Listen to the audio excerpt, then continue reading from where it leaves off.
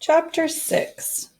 I spent a lot of time that summer at the Herman W. Block Memorial Library.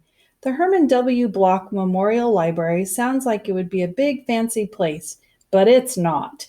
It's just a little old house full of books, and Miss Franny Block is in charge of them all.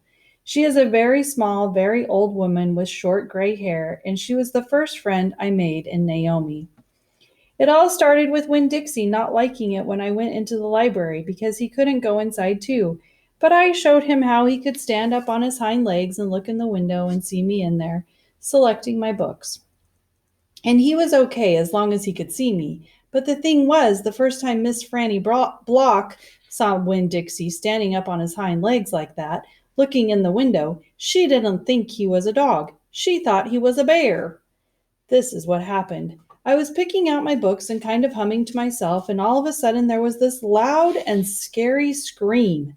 I went running up to the front of the library, and there was Miss Franny Block sitting on the floor behind her desk. Miss Franny, I said, are you all right?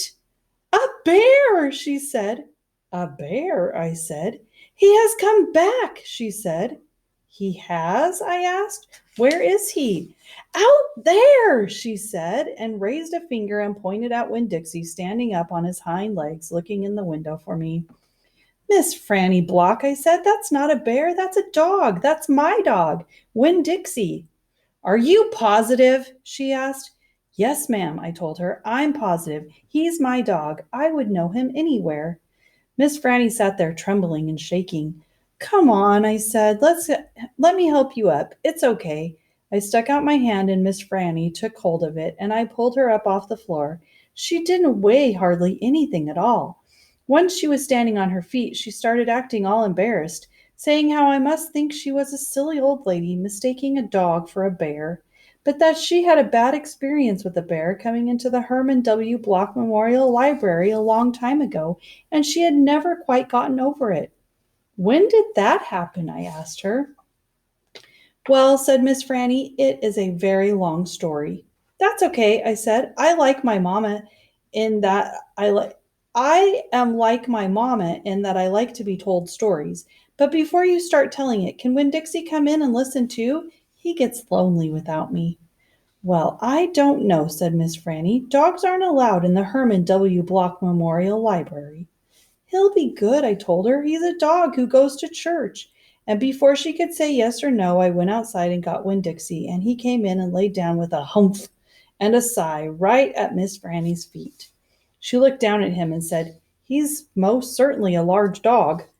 Yes, ma'am, I told her. He has a large heart, too.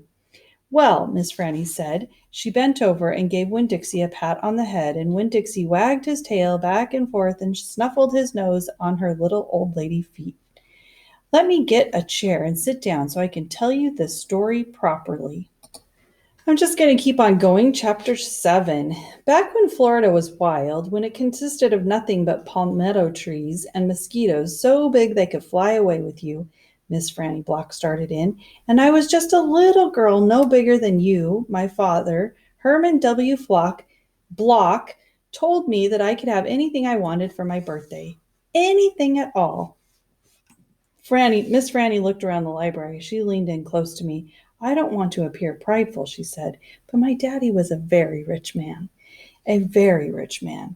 She nodded and then leaned back and said, and I was a little girl who loved to read, so I said, Daddy, I would most certainly love to have a library for my birthday. A small little library would be wonderful.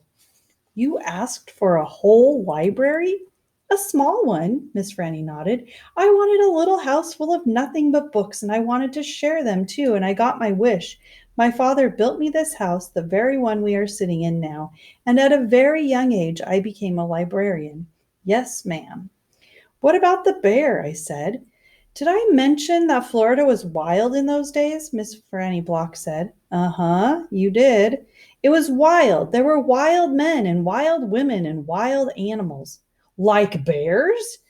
Yes, ma'am, that's right. Now I have to tell you, I was a little Miss Know-it-all.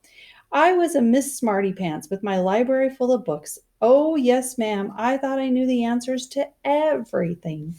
Well, one hot Thursday, I was sitting in my library with all the doors and windows open and my nose stuck in a book when a shadow crossed the desk.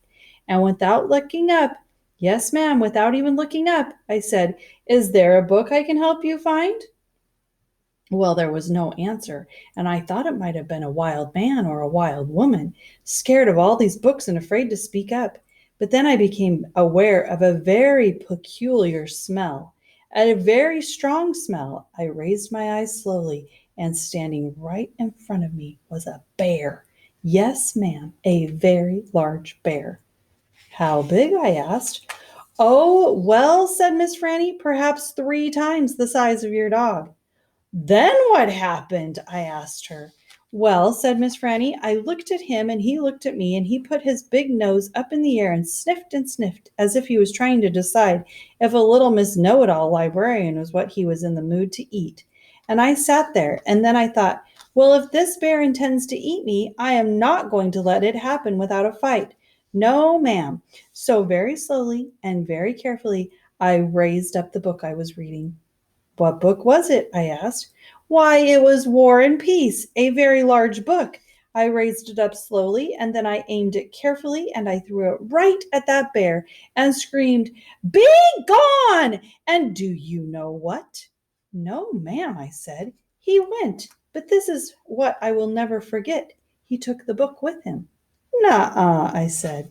"Yes, ma'am," said Miss Franny. "He snatched it up and ran." "Did he ever come back?" I asked. "No, I never saw him again. Well, the men in town used to tease me about it. They used to say, 'Miss Franny, we saw that bear of yours out in the woods today. He was reading that book and he said it sure was good. And would it be all right if he kept it for just another week?'" "Yes, ma'am, they did tease me about it." She sighed. "I imagine I'm the only one left from those days. I imagine I'm the only one that even recalls that bear. All my friends, everyone I knew when I was young, they are all dead and gone." She sighed again. She looked sad and old and wrinkled. It was the same way I felt sometimes, being friendless in a new town and not having a mamma to comfort me. I sighed too. Winn-Dixie raised his head off his paws and looked back and forth between me and Miss Franny. He sat up then and showed Miss Franny his teeth. "Well, now look at that," she said. "That dog is smiling at me." "It's a talent of his," I told her. "It's a very fine talent," Miss Franny said, "and a very fine talent." And she smiled back at Winn-Dixie. "We could be friends," I said to Miss Franny. "I mean, you and me and Winn-Dixie. We could all be friends." Miss Franny smiled even bigger. "Why, that would be grand," she said. "Just grand."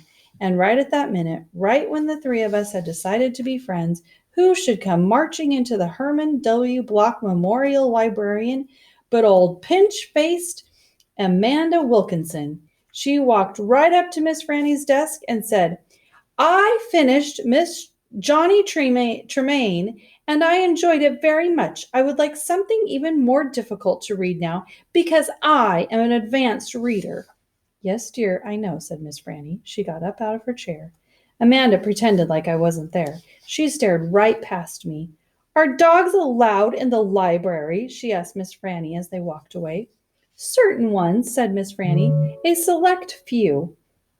And then she turned around and winked at me. I smiled back. I had just made my first friend in Naomi, and nobody was going to mess that up for me. Not even old pinch face Amanda Wilkinson.